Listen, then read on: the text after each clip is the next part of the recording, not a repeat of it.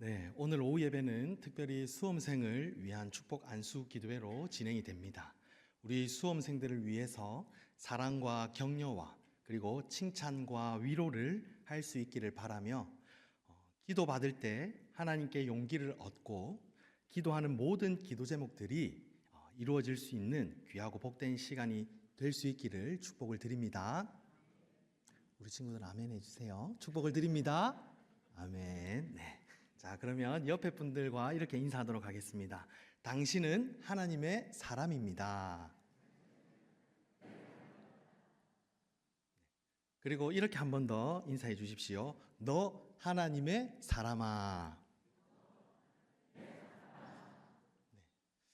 그리고 저하고도 한번 인사를 하도록 하겠습니다. 이제 시작. 당신은 하나님의 사람입니다. 라고 인사하겠습니다. 시작. 우리 성도님들은 하나님의 사람입니다. 한 번 더 합니다. 너 하나님의 사람아. 시작. 너 하나님의 사람아. 네, 입을 크게 해주시면 좋겠습니다. 네. 예수님을 믿는 우리에게 최고의 영광스러운 명예는 하나님의 사람으로 불리는 것, 이것이 최고의 영광스러운 명예일 것입니다.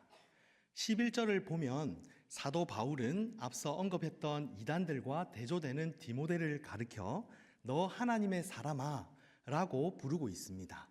너 하나님의 사람아, 이 칭호는 구약에서도 모세와 다윗과 같은 위대한 지도자나 그리고 사무엘, 엘리야와 같은 선지자, 그러니까 소수의 사람들에게 붙여졌던 칭호입니다. 그리고 신약에서는 성숙한 그리스도인 외에는 오늘 우리가 읽었던 이 본절에서만 쓰여진 아주 귀한 칭호입니다. 그렇다면 하나님의 사람이라는 이 이름 속에는 어떤 의미가 담겨져 있을까요? 우리 사람의 중심으로 생각을 해본다면 오직 믿음으로 살고 평생을 하나님을 위해 헌신했던 사람, 이라는 의미를 담을 수 있을 것 같습니다. 하지만 더 중요한 것은 이것이 하나님의 관점에서 내려지는 평가, 곧 하나님께서 인정하시고 특별한 사랑으로 사명을 맡겨 사용하신 사람일 것입니다. 그래서 오늘은 두 가지만 말씀을 드리고 말씀을 마치도록 하겠습니다. 첫 번째는 하나님의 사람으로서 우리가 피해야 할 것입니다. 우리는 무엇을 피해야 할까요? 우리는 진리가 아닌 것을 피해야 할 줄로 믿습니다. 본절의 말씀처럼 허탄한 변론만 좋아하고 거짓말을 하는 이단들은 피해야 하겠습니다. 또한 정욕을 피하고 우리를 유혹하며 죄악을 저지르도록 만드는 그 장소 또한 피해야 하겠습니다. 예를 들면 요셉이 보디발의 아내의 이 유혹을 피하기 위해서 신속히 그곳을 빠져나왔던 것처럼, 그리고 다윗이 잠자는 사울을 보았을 때 하나님의 기름 부음 받은 자를 해치지 않기 위해서 신속히 그 자리를 떠났던 것처럼 말입니다. 우리는 이처럼 악을 행하기 쉬운 장소를 보면 떠나고 피하되 되도록이면 신속히 함으로써 악한 것들이 쳐놓은 시험과 올무에 빠지지 않도록 해야 할 줄로 믿습니다. 네. 믿습니다. 네. 두 번째는 하나님의 사람으로서 우리가 쫓을 것입니다. 우리는 진리를 쫓는 일에 신속해야 하겠습니다. 본절의 말씀처럼 의와 경건과 믿음과 사랑과 인내와 온유를 쫓는 일에 있어서 전심을 다해야 하겠습니다. 또한 하나님의 명령을 따르는 일에 신속해야 하겠습니다. 예를 들면 아브라함이 이삭을 바치는 명령을 받았을 때 주저하지 않고 신속히 준행했던 것처럼 말입니다. 우리는 악을 떠나는 일에도 신속해야 하지만 진리를 따르고 쫓는 일에도 신속함으로써 하나님께로 향하는 우리의 이 발걸음이 한시도 늦춰지지 않도록 해야 하겠습니다. 그런데 오늘 우리의 모습은 이와 반대의 경우가 많은 것 같습니다. 그래서 악과 시험의 장소를 보면 신속히 피하기는커녕 자꾸 미련을 두고 머뭇거리는 경우가 많은 것 같습니다. 그러다가 결국에는 마귀의 올무에 빠져서 많은 고통을 겪는 그런 경우들도 정말 많은 것 같습니다.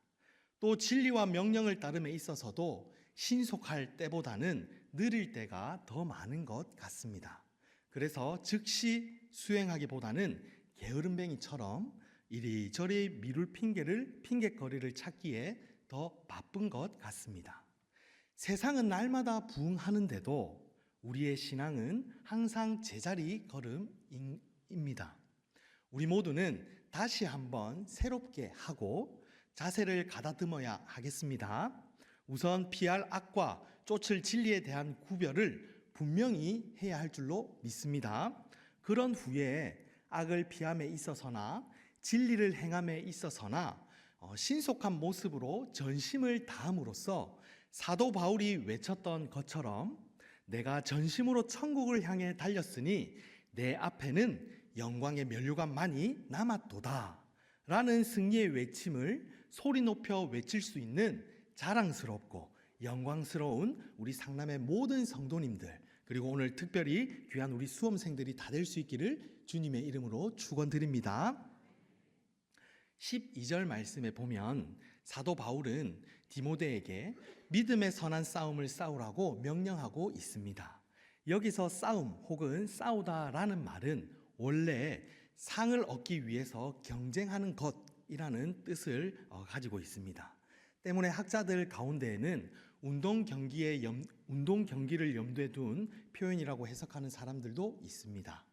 하지만 우리의 싸움은 본질적으로 마귀와의 영적 싸움이며 여기에서 승리하는 자에게는 하나님의 상급이 있음을 기억을 할 때 보다 넓은 의미인 전쟁의 개념에서 생각하는 것이 더 타당할 것입니다.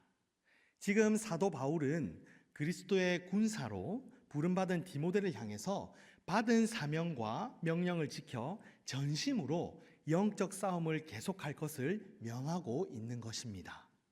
우리의 영적 싸움에는 결코 휴전선이 없습니다.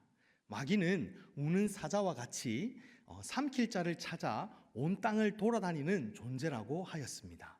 마귀가 한숨 돌리며 휴식을 취하는 것을 생각할 수 없습니다. 이러한 마귀와의 싸움에는 휴전이 있을 수 없으며 한 번의 방심이나 게으름도 허용되지 않는 것입니다. 이렇게 보면 우리의 삶은 참으로 숨막힙니다. 연약한 우리 인간이 한시도 방심하지 않고 싸움을 계속한다는 것은 실제로 어려운 일이기 때문에 그렇습니다. 싸움이 언제 끝날지 또 그 결말이 어떻게 될지 전혀 알 수 없다면 이것은 절망 그 자체라고 할 수 있을 것입니다. 그런데 사도 바울은 14절과 15절 말씀을 통해서 희망적인 사실을 말씀하고 있습니다. 곧 때가 되면 하나님과 그리스도께서 그의 나타나심을 보이신다라는 것입니다. 그리고 곧 모든 싸움이 끝나며 이를 위해 싸웠던 우리에게 승리와 영광이 기다리고 있음을 말해주고 있는 것입니다. 모든 전쟁을 끝내실 것이며 이러한 승전의 영광과 함께 새 하늘과 새 땅에서 영원한 천국 잔치를 시작하실 것이라고 우리에게 말씀해주고 계신 것입니다. 오늘 우리는 우리의 싸움이 힘들다고 힘없이 주저앉거나 나약한 모습으로 불평하지 말아야 할 것입니다. 상황이 조금 나아졌다라고 해서 방심하거나 게으른 마음을 먹어서도 안 되겠습니다. 그리고 우리의 싸움에는 이와 같은 영광과 승리가 보장되어 있음을 믿으며 최선을 다해 싸움으로써 자랑스럽게 천국에 입성하는 우리 상남의 모든 성도님들과 그리고 우리 수험생 여러분들이 다 될 수 있기를 주님의 이름으로 축원드립니다.